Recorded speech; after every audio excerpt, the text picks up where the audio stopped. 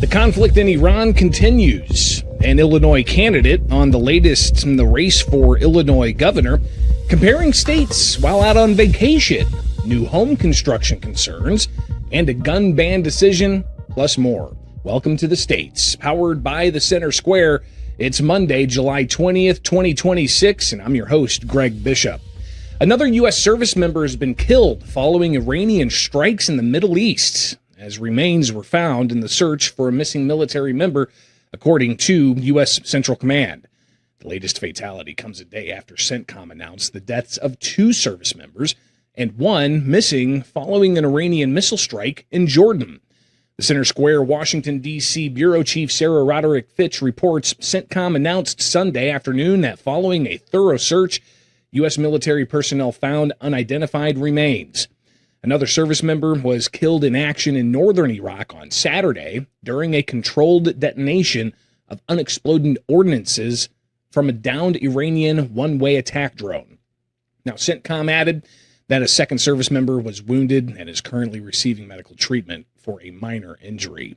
If the remains found are those of the missing service member, it would bring the total number of military members killed since the conflict with Iran began February 28th to 18. CENTCOM also announced the U.S. is conducting another round of strikes against the Islamic Republic, marking the 9th consecutive night. Now, the U.S. continues to enforce a full naval blockade of Iranian ports after it was reinstated last week. In addition, American forces targeting the Islamic Revolutionary Guard Corps sites in the vicinity of that vital waterway. Now, these latest actions precede an increase in the average price for regular fuel.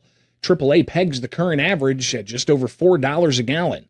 That's up a few cents from both last week and a month ago, and it's up from a year ago when gas was at $3.14 a gallon.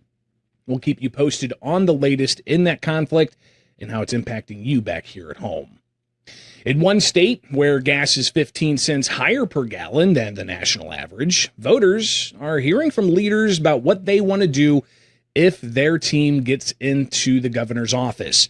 Incumbent Governor J.B. Pritzker is the Democrat seeking a third term, and he faces a rematch against former Republican State Senator Darren Bailey. A third independent candidate, Colin Corbett, has also joined that race. Now, Bailey's running mate, Illinois Republican Lieutenant Governor candidate Aaron Delmar, he joins us now.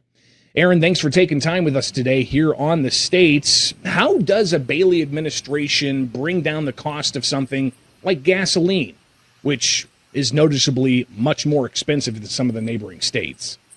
Well, it's because we have one of the highest gas tax in the United States. That's something that really needs to be revisited, and how we're going to fund our roads and our bridges.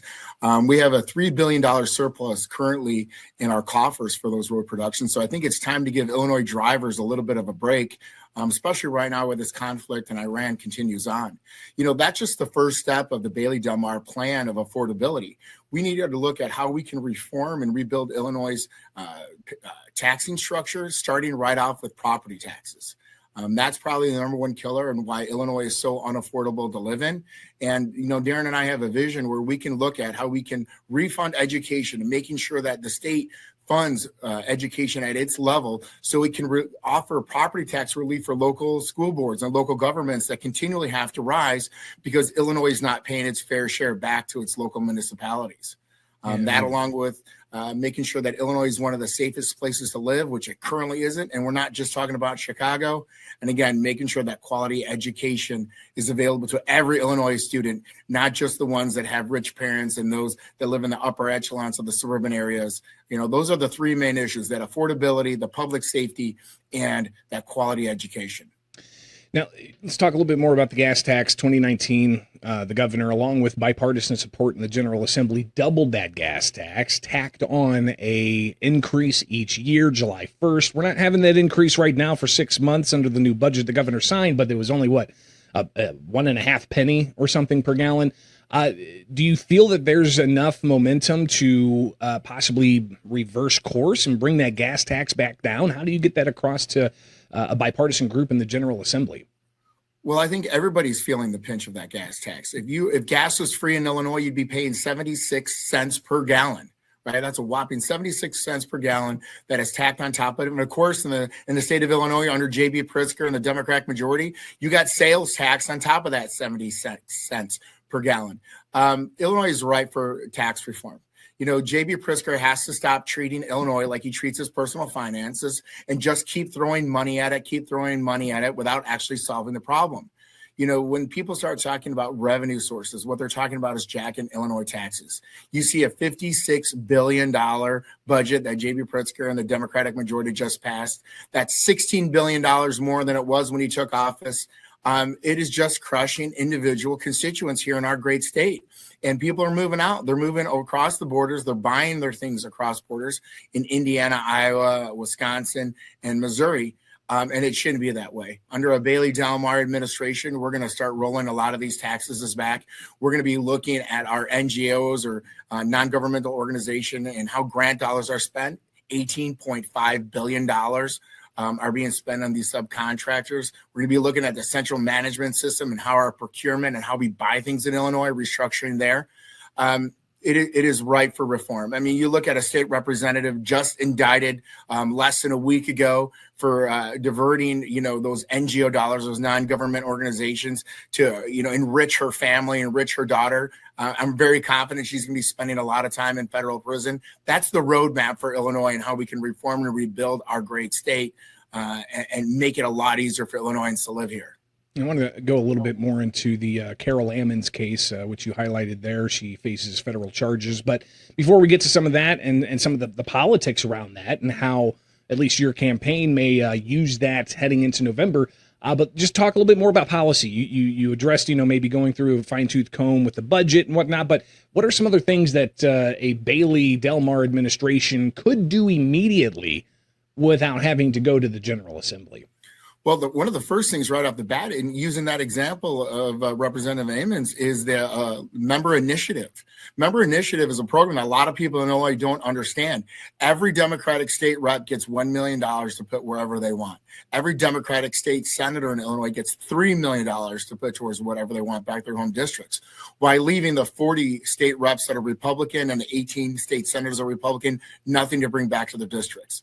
That's something that is incredibly wrong with Illinois, because all of Illinoisans, regardless if you're represented by a Republican or Democrat, pay our state income taxes. They pay our absorbent property taxes, but yet they don't get the initial benefit. But using that for corruption and fraud, right? When you have these members that are redistricting these millions of dollars of our taxpayer monies and then having it enrich their own families, right? They can't do that individually. They need to get the rest of their legislative caucus with them. So they're all complicit with this fraud and this abuse. And I think Carol Ammons is just scratching the surface. And I think we're going to see a lot more of that as we start to unravel more.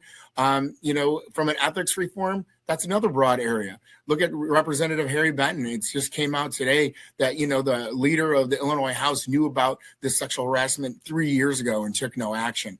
I mean, Illinois is just corrupt. It needs reform. It needs rebuilt. It needs the leadership of Darren Bailey and Aaron Delmar to take over the administration and get it on the right track. What kinds of headway are you guys making in the Chicago area? I know 4 years ago, Darren had some, choice words, some would say, about Chicago. Right. What's the approach this time around to try to capture some of that segment votes in the Windy City? Well, I think the first step was, Darren bringing me on. I mean, I am originally from Chicago, from the Portage Park area. I was in the failed Chicago public school system where, I had to leave in fourth grade because I couldn't read, I couldn't write, I couldn't count at fourth grade level. And my parents were fortunate enough to scrape some money together and move us to the suburbs so I could get access to a better education. That's probably one of the first steps, because I look, and I act like a Chicagoan because I am from Chicago. I think the next step is we're going to places that most people would not expect us to be. We're going into the southwest side of Chicago, where a lot of Republicans, don't tend to go into. We're going into areas and events. I'm talking to constituents. 4 years ago, Illinois was bad, but 4 years now, it's even worse. The political climate has changed so much. There is a ton of people that are incredibly unhappy with the last 7.5 years. They're unhappy with the costs. They're unhappy with the failed education system. They're unhappy that they don't feel safe going to work, going to school, and just coming home. And that's created an environment where people are looking for new leadership. There's J.B. Pritzker fatigue everywhere in the city of Chicago. The only person, that polls worse than Donald Trump in Chicago is Brandon Johnson. They're upset with the mayor. Our own Chicago Bears, our NFL franchise is leaving. People are getting wake-up calls in areas they would not normally expect and think about. And it's created an environment where they want new change. And Darren Bailey can provide that. There are some members of the General Assembly who are right there on the edge of being a Democrat or a Democrat socialist. A few kind of more the left liberal side of the caucus there. What's your campaign doing to maybe support some of the Republicans who are running to try to have Republicans gain some ground against maybe a further left-leaning Democratic caucus? Well, I think, Darren and I are trying to use our campaign not only to take back the governor's mansion, but to lift all ships up and down the ballot. We've got a great team of candidates that are running with us statewide: Brian Drew, Don Tracy. There's some great ones, but we also have our county board candidates, our local state reps and state senators, and we're working with them. I mean, our platform wasn't just created thinking about the ideas of Darren and I, but also getting feedback and buy-in from the rest of the ticket and down ballot. And these issues we're talking about aren't Republican. They're not Democrat. They're good for everybody in Illinois. These are what we call 80-20, 90-10 issues. We're not digging into a lot of the social rhetoric that Darren did 4 years ago. We want to do the main core responsibilities of government really, really well. And then we can start talking about other special pet projects. But as long as Illinois is failing at its core services, it's not keeping people safe. It's not affordable. We're not delivering on public education. Those are the main things that people are looking at. Then we can start talking about some of the other projects. But everyone can see across the United States, the Democratic Socialist Party has been failing. They might have been getting elected, but they can't govern. The second they actually have to take that seat and actually govern people, they can't show any progress. They can't show any success. And that's what we're going to highlight when people start talking about it. Now, Aaron, of course, we've got a few more months here before the November election, and it's not just between incumbent Pritzker and Darren Bailey. You've got a third candidate in this race with the independent candidate, Colin Corbett. What are your thoughts about his campaign in this race, and do you guys have concerns that he may chip away at some of the votes? I don't spend pretty much any time thinking about him. I mean, I know that he's joining the campaign to try to tag team along with Pritzker to attack Darren Bailey and I, because they see the same polling that we see, that we have the vision and we have the understanding of what Illinoisans want to see moving forward. And, his independent campaign, or whatever you want to call it, I don't lose a whole lot of sleep over it. Would I like to have a binary race directly with us and J.B. Pritzker? Sure. But, he might capture a couple uninformed voters, but those that do the time and the research and the real people that are living in Chicago, living in one of the 102 counties of Illinois, can clearly see a comparison and contrast, because we're proving the point why J.B. Pritzker should be fired and why Darren Bailey and Aaron Delmar should be hired. And it couldn't be any clearer. And so, Colin can do whatever he wants to do, and he has the right to run for any office he wants, but it's not making an impact any stretch of the imagination. And, we're excited about our opportunity to get our state on the right track and get a victory in November. Well, Aaron Delmar, Lieutenant Governor candidate for the Republicans in Illinois, greatly appreciate you taking the time with us. We'll keep a close eye on what's going on with that race here with the Center Square. We'll be right back.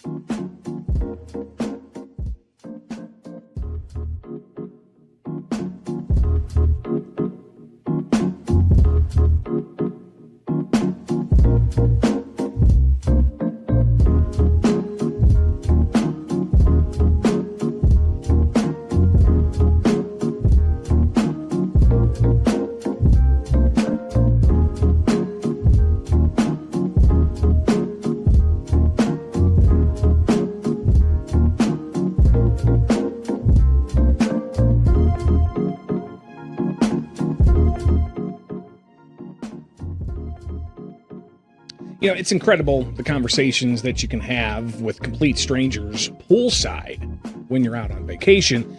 And for someone like me who reports on all the kinds of differences that there are among the various states across the country, such conversations can be actually pretty eye-opening. Welcome back to the States. I'm Greg Bishop. I was off all of next week, as you may have noticed. ended up going down to Florida to hang out with a longtime friend. Now, we went all the way down to the end of the road to Key West, and we stayed right near Duval Street in an historic mansion. I'm told Duval Street's very much like New Orleans during Mardi Gras, but a little bit cleaner. Haven't been in that type of atmosphere quite yet before. It was rather intriguing. But with it being as hot as it was down there, it was off season. There was plenty of time to relax by the pool in that hot, blazing sun. And there, I had several conversations with complete strangers and was quite intrigued, especially with those who had lived in different parts of the country because of work. Now, before we get into some of the nuance of the conversations that I had, let's look at least one comparison when we compare different states. A ballot measure is in front of Missouri voters next month that can actually give some Illinois residents in the Metro East area of St. Louis a reason to move across the Mississippi River if Missouri voters pass this measure. Now, Center Square Illinois reporter Sean Reed reports the measure, which will be present on ballots in Missouri's primary election August 4th, poses an amendment to the Missouri Constitution that could phase out income tax entirely. Andrew Wilford, director of state policy at the National Taxpayers Union Foundation, explained the ballot measure would allow the state legislature to essentially eliminate income tax by raising other revenue sources, such as an increase in the sales tax. The senior director of fiscal and economic analysis for the Illinois Policy Institute, Bryce Hill, he noted that there's a larger trend about, and Missouri is following other states in reducing, flattening, or straight up eliminating income taxes. Now, Hill said the proposed cut could exacerbate outmigration across the Mississippi River. He noted a net 7,500 Illinoisans moved to Missouri in 2024.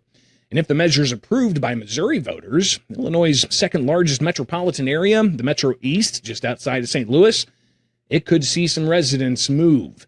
Now, according to polling by YouGov and St. Louis University back in February, this ballot measure could narrowly pass if the electorate votes along the lines of their findings that 52% of voters in the state would prefer that Missouri state government rely on sales taxes over individual income taxes.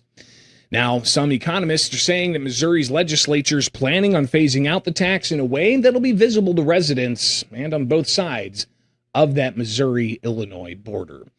And they also note residents of Illinois who work in Missouri, they would have to pay income taxes to Illinois, even if Missouri residents vote to do away with the Missouri income tax, while also facing increased sales taxes in transactions when they're across the river. Now, if Missouri ends their income tax, they'll join several other states with no income tax. States with no income tax include Alaska, where I was just at this past week down in Florida, Nevada, New Hampshire, South Dakota, Tennessee, Texas, and Wyoming. Now, there are 15 states that have a flat income tax, where they charge the same rate regardless of what your income is. The rest of the states have some kind of graduated or progressive income tax with different brackets for the different types of income individuals may have. But it's not just the income tax or the property taxes that may sway someone as to where they call home.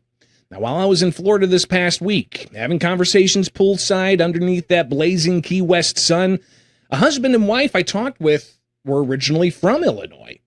They said when they got into their profession, they decided to leave Illinois and head to Florida. A main driver, they said, the cost of living and public safety. But they eventually landed in Texas. And I asked, well, Florida's got no income tax. Texas has no income tax. Florida's getting ready to go about trying to get away with not having property tax. How's that going to play out? Is Texas doing something similar? Well, the husband in this conversation I had said that the conditions in Texas for his line of work in the auto body industry were much better. He said there's a whole bunch of nuance to it, but things like insurance reimbursements or other state government policies Florida may have in place makes it more burdensome than what Texas has in place, therefore making Texas more attractive for his profession. So it's interesting. Even though we look at some of the surface level things like income tax rates, no income tax, property taxes, gas taxes, when you really get in down to some of the other nuanced issues, you can see there are some very minute things, people impacting their industries. They'll decide as to whether or not they're going to move to a state or move away from a state based off of those particulars. So have you recently moved to another state? What were some of the factors driving you and your family to find greener pastures? Be sure to leave a comment below. We'll be right back with more from the States.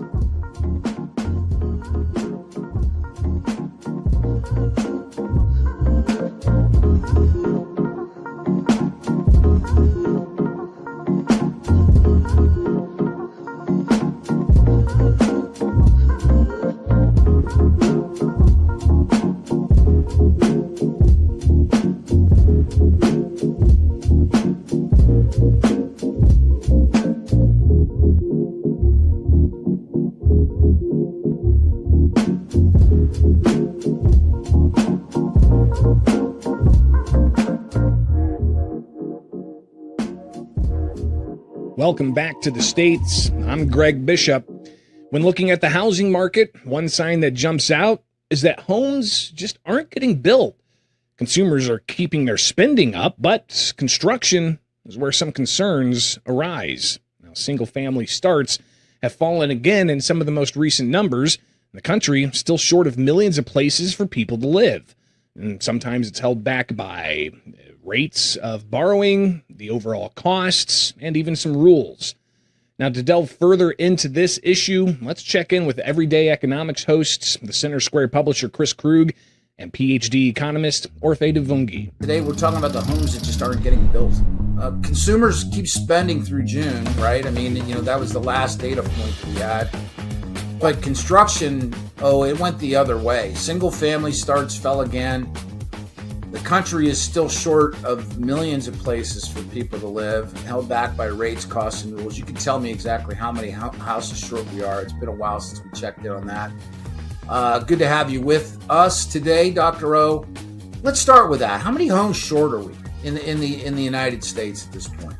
Yeah, I mean, if you count the number of families living in the U.S. and you then look at how many homes are actually available for rent or for sale every year, then the gap is massive. It's 4.7 million homes. So I think when you and I started talking and started doing this show again, it was, I think it was almost 4 years ago now, right? That number wasn't nearly that big. Yeah, it's about 3.4, 3.7, 3.9, maybe 3.9. And it just keeps getting bigger and bigger and bigger. Yeah. This year, I mean, the good news this year is that it didn't get bigger. It kind of stopped worsening. Okay. And I think that's good. And the reason for that is because we had a surge in new construction during the pandemic. Massive home building just on a tear, right? 50-year arc construction of multifamily units during the pandemic. And that helped. You build more. Well, the deficit stops rising. But it just, it just wasn't enough, right? Holding the deficit steady isn't catching up, right? And so we needed to build at a even higher pace. We didn't, and now, if you look at construction, it's actually pulled back, and so I think that's worrying. That means that potentially we're not going to close the deficit anytime soon. I want to pull something straight out of your column. Okay, then you wrote this week in Everyday Economics. Here's what you wrote. Falling prices helped consumer keep spending. Households didn't retreat, but demand didn't suddenly surge either. And even with that resilient consumer, high interest rates, construction costs, and public policy barriers kept discouraging builders from producing enough new housing. If you could unpack that for us in bricklayer English, is it the demand for homes is there? But the supply side won't answer it, or is it more complicated? It's a little bit of both, right? So if you look at homes, how fast do homes sell? Homes still sell at about roughly 1 in 5 homes still sell within a week, right? And so that's roughly the same pace. That's roughly normal, same pace as 2019 before the big surge in demand that we saw during the pandemic. At the same time, you have millions, almost 8 million families that are doubling up, sharing a unit with somebody they're not even related to. A lot of them would love to have their own unit. I'm pretty sure of it, right? So there's a lot of people that would love to be in a home. Unfortunately, there's a big gap with how many total homes there are available in the U.S. I always say to people, if I have to give money to go to every single one of those families to go buy their own home, they wouldn't be able to do that because there's just not enough homes to go around for everyone. That's why, right? That is part of why, the big why of housing is so unaffordable today. You just have you have too few homes to go around for everyone, right? And so builders need to build, but builders can't build when the cost of materials keeps going up, when financing costs are elevated, when the cost of land is really high, and on top of all that, they're dealing with permitting delays. They're dealing with zoning restrictions that say, hey, you can't put 2 homes on that massive lot because in this area, we'll only have 1 home on a massive lot because, it's zoned for single family units only. And, they can't put 2 townhomes on the lot, right? Or you tell them they can't build because there's not enough parking on the street.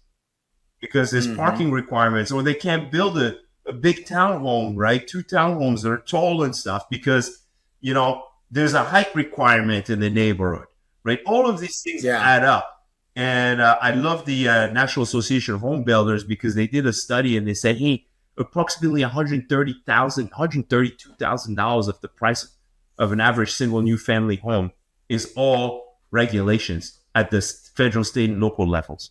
I thought that was crazy. That's so big. That's a quarter of the final sale price, right? And that's for a single family home. So imagine all the other types of units that are restricted, that are more restricted, right? And meanwhile, you've got those conversations happening in places like San Diego and Chicago, right? I mean, where they're also fighting over affordability, mandates, right? I mean, but at the same time, that if they're going to restrict building and then have policy mandates that further restrict building, like how do how does it end? I mean, it seems I mean, in cities in particular, it feels like we're swimming around the lines of the same circle. Yeah, I'll tell you what they do. Which is kind of sad. I see this all the time.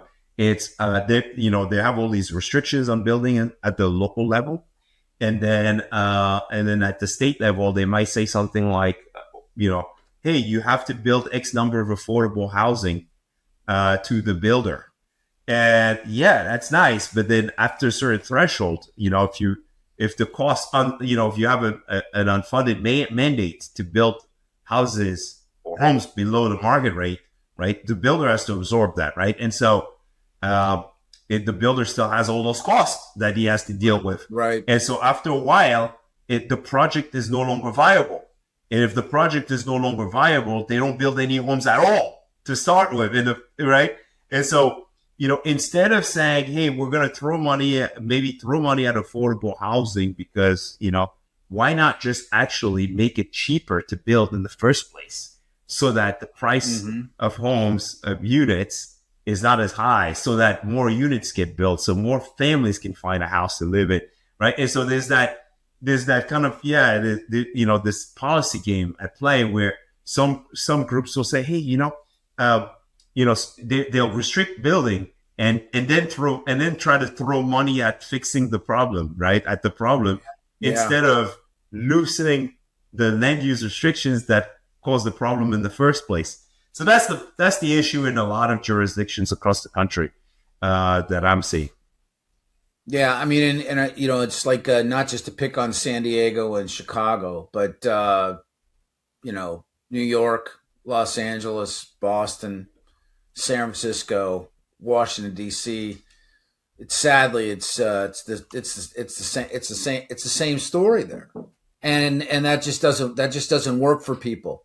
Well, if we don't get enough homes, right? If we don't have enough homes, that's the problem. I think most people don't care too much about the policy details.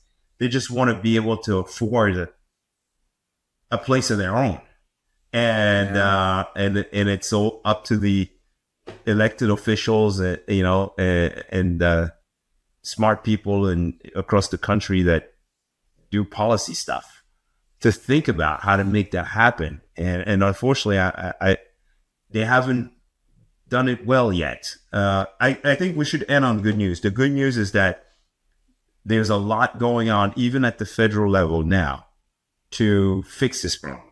There's a big conversation nationwide about fixing the affordability crisis around the country. I think that's positive. So there are steps being taken in the right direction. Well, let's come back and let's unpack that the next time we have a chance. Make sure that you read Dr. O's column every Monday. That's Everyday Economics at the Center Square. And know that this show is part of the States. It's the daily news magazine at the Center Square. You can watch that on YouTube and across other streaming platforms. We look forward to seeing you next time.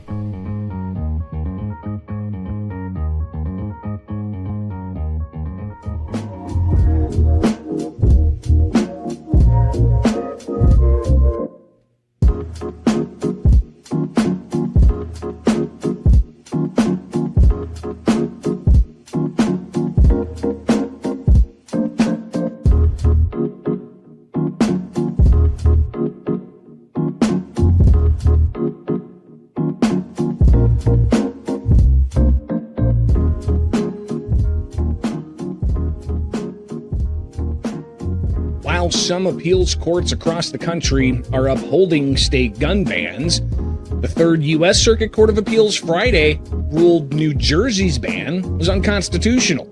Welcome back to the States. I'm Greg Bishop. Now, Friday's ruling striking down New Jersey's ban on modern semi-automatic rifles and original capacity magazines, it could send a signal to other states with similar bans that a reckoning is looming. The Citizens Committee for the Right to Keep and Bear Arms says the majority opinion in the Third Circuit, authored by Joe Biden-appointed circuit judge Ariana Julian Freeman, amounts to a warning shot across the bow of anti-gun rights lawmakers that their years of eroding the Second Amendment, one restriction at a time, they may be about to hit the proverbial brick wall. The U.S. Supreme Court poised to hear arguments in two very similar gun ban cases when it convenes in October. Bans on semi-automatic rifles in Connecticut and Cook County here in Illinois, where I'm broadcasting from, are being challenged. And those cases having gone all the way through the district courts and the appeals courts with long conversations on what exactly these decisions mean, and now the appeals courts in those particular cases having made their opinions, it's on to the U.S. Supreme Courts with that Illinois case and that Connecticut case. Could New Jersey's case be right around the corner? Well, the Supreme Court recently declined to hear a challenge of Maryland's gun ban last year. Now, Second Amendment advocates say Friday's ruling out of the Third Circuit against New Jersey's law, that's adding momentum to these upcoming cases in front of the U.S. Supreme Court. Second Amendment advocate Alan Gottlieb, he said Friday's ruling by the Third Circuit should help remind everyone that the Second Amendment protects a fundamental right, not a government-regulated privilege. Now, on social media, after Friday's ruling out of the Third Circuit, gun control lobby Giffords posted, Third Circuit's decision striking down New Jersey's assault weapons ban is deeply dangerous. The group said states have every right to protect their communities from assault weapons with large capacity magazines designed to inflict maximum harm.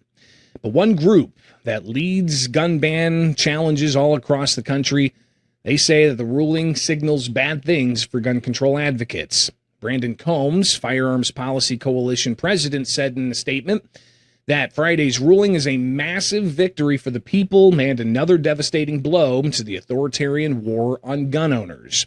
The Third Circuit correctly recognized what was obvious all along: the government cannot ban an entire class of commonly owned firearms, full stop. New Jersey's ban, they say, were always unconstitutional, and today, Friday, the en banc court said so. And what does that en banc mean? Well, you have different types of reviews that appeals courts can do with just a 3-judge ruling, which we've seen out of the 7th Circuit U.S. Court of Appeals in Illinois. Just a 3-judge ruling has the law being favored and plaintiffs being shot down, so to speak. And now they're going to possibly take that to the U.S. Supreme Court, or they could ask for the 3-judge panel's ruling to be reviewed by the entire circuit appeals panel. And that's what happened in the 3rd District with New Jersey's case. It wasn't a 3-judge panel. It was the entire appeals court panel, an en banc panel. And that will likely be going to the U.S. Supreme Court, as will, expected, that the other Illinois case will be going to the U.S. Supreme Court. But what are some of the arguments here? As you saw from Giffords, they say that states have a right to pass laws to protect their citizens. But you've got the plaintiffs in these cases saying that states do not have that authority per the Second Amendment, which says a people's right to keep and bear arms shall not be infringed. And some of the more nuanced conversations here deal with, especially what we saw out of one of the Illinois cases that just got a ruling from the 7th Circuit Court of Appeals about whether or not certain semi-automatic firearms, like an AR-15, which is a very popular modern sporting rifle, is that too similar to fully automatic machine guns that members of the military have access to? And one thing about Illinois' case that just got out of the 7th Circuit U.S. Court of Appeals deals a lot with that question. Thousands of pages of evidence, hours upon hours of witness testimony in open court during a bench trial. So all of that record could very well get up to the U.S. Supreme Court whenever the appeals court case goes from the 7th Circuit to the appeals to the U.S. Supreme Court. But we'll also be watching what happens with that New Jersey case as well, as that is yet another in the long string of challenges against gun and magazine bans. And in other Second Amendment judiciary news, a conservative federal appeals court judge teeing off once again on his left-wing judicial colleagues on the U.S. 9th Circuit Court of Appeals over what he described as their commitment to eschewing Second Amendment rights and to ensuring that any weapons restriction that a liberal state can dream up will somehow never contradict the Constitution. And in that filing, 9th Circuit Judge Lawrence Van Dyke went further still, openly calling on the U.S. Supreme Court to step in and, quote, bench slap the 9th Circuit for repeatedly sidestepping, if not outright defying, the Supreme Court's mandates concerning Second Amendment rights in a consistent, long-term, demonstrated refusal to follow the law. Legal Newsline reporter Jonathan Billick reports that Van Dyke's filing landed as a solo dissent to a decision from the full 9th Circuit to refuse to review an earlier appellate ruling from a 3-judge panel upholding as constitutional yet another California law prohibiting either the possession or carrying of certain kinds of weapons. This time, the challenged law banned switchblade knives. So we'll be watching all of these cases and more as we continue to see where this tracks all the way to the U.S. Supreme Court. Be sure to get the newsletter free in your inbox at thecentersquare.com. We'll be back with more from the States.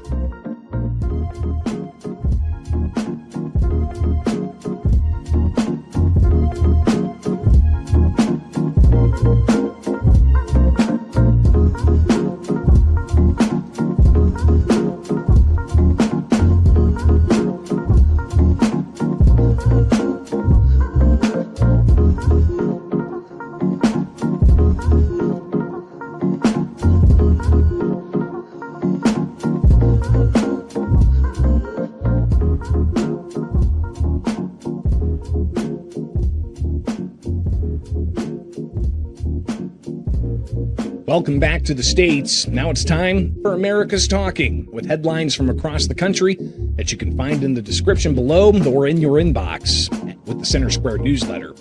Sign up for that at thecentersquare.com. Well, the Wisconsin race for governor, now 3 favorites after a week of upheaval that left State Representative Francesca Hong, former Lieutenant Governor Mandela Barnes and Governor Tony Evers endorsed Milwaukee County Executive David Crowley as the main candidates.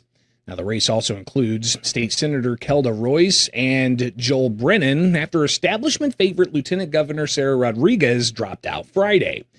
The week included firing her campaign manager for financial mismanagement, followed by Crowley's reentry to the race and endorsements by Evers, who's in Africa on a trip with the Wisconsin Economic Development Corporation. The Center Square reporter John Stife reports the upheaval of the Democratic side of the race comes as U.S. Representative Tom Tiffany remains the heavy favorite to be the Republican candidate. The changes in the race will lead to interesting results from the Marquette Law School poll scheduled to be released Wednesday. It finished sampling a week before Rodriguez's exit and Crowley's reentry. New York City Mayor Zohran Mamdani is threatening to have Israeli Prime Minister Benjamin Netanyahu arrested when he visits the city for the next UN General Assembly meeting, drawing a sharp rebuke from the Trump administration. Mamdani, who has been described the Israeli military's actions in Gaza as genocide, he said in a recent interview that his administration is still looking into the legality behind the campaign pledge to arrest the Israeli leader when he visits New York in September for that General Assembly meeting. The Center Square contributor Chris Wade reports Netanyahu and other world leaders will travel to New York in 2 months for that General Assembly meeting, and the Israeli leader is expected to address the annual gathering. The International Criminal Court, a permanent international tribunal based in The Hague, Netherlands, issued a warrant for Netanyahu's arrest in 2024 for alleged war crimes against humanity over his government's military actions in the Gaza Strip and other Palestinian territories in response to that October 7th, 2023 terrorist attack that killed more than 1,200 Israelis. Southern California Edison, which has been sued for allegedly starting the devastating Eaton fire, has ordered more than $750 million as compensation for victims. Now, of that total, $314 million has already been paid to the company, the company announcing it's already been paid to those customers. Center Square contributor Chris Woodward reports the Wildfire Recovery Compensation Program. It was created by SCE. Now, the utility has been blamed for starting the fire in the Pasadena area because of faulty equipment. Entities varying from the U.S. Department of Justice and the Pasadena Unified School District and the cities of Pasadena and Sierra Madre, they've sued the company. Now, the Eaton fire, which started January 7th, 2025, burned more than 14,000 acres and destroyed nearly 10,000 structures and others, according to the California Department of Forestry and Fire Prevention. 17 people died in those blazes. And Florida Governor Ron DeSantis said he's ready to see visas for the students from China get pulled in response to President Donald Trump's speech last week. The Center Square contributor Marilee Gasser reports that during his address, Trump said China illegally acquired millions of Americans' voters' files. The Trump administration released previously classified U.S. intelligence community assessments and other reports, the president said, demonstrated this fact. American universities enrolled 277,000 students from China. According to the Migration Policy Institute, that's a drop from enrollments years before. Now, in Florida, there were more than 5,200 Chinese students enrolled across the state in 2022, according to data from the Florida College Access Network. Now, overall, Florida has more than 30,000 international students from over 200 countries enrolled at its campuses. At Florida State University, for example, China is one of the top countries of origin for its approximately 2,500 international students. And that's just some of what America is talking about. You can get these and other headlines at thecentersquare.com. From my studios in Central Illinois, I'm Greg Bishop. Join us back here Tuesday for more stories impacting you, the taxpayer, from all across the country, only with the states, powered by the Center Square.